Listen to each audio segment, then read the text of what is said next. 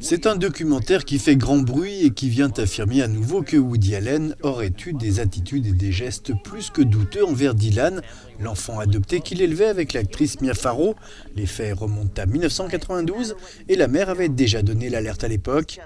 Le film, qui a nécessité des années d'enquête et d'approche des principaux intéressés, semble confirmer les faits. Tout cela a été si révélateur pour moi. Je veux dire que je ne suis pas arrivé là avec une quelconque idée préconçue que c'était comme ceci ou comme cela. Je n'ai jamais dit à Dylan « Oh, nous te croyons ». Non, non, non. J'ai commencé à creuser avec un esprit complètement ouvert et j'ai trouvé que beaucoup de choses qui pointaient vers cette affaire ont été dissimulées. Il y a de véritables manquements au bon déroulement de la justice. Woody Allen n'a pas souhaité participer au film et donner sa version des faits. Il s'est contenté, avec sa femme Soon-Yi, qui est aussi la fille adoptive de Mia Farrow, de parler d'un tissu de mensonges.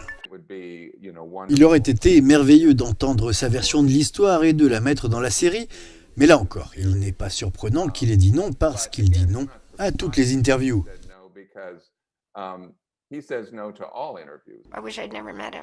En tout cas, cette affaire entre inceste et pédophilie arrive dans un contexte où les paroles de femmes abusées se sont libérées depuis l'affaire Weinstein en 2017.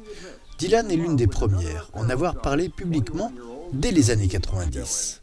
Dylan raconte son histoire avec une telle constance depuis si longtemps, plus de 30 ans. Et c'est vrai, le film est vraiment un témoignage de son courage. Et comme nous le montrons dans le film, elle s'est présentée à nouveau comme une adulte responsable, et ça des années avant MeToo.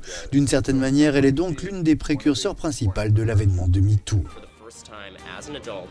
La mini-série de 4 épisodes décortique l'affaire comme une enquête. Elle vient d'être diffusée sur HBO. Everybody wanted to know how this was going to end. Ready?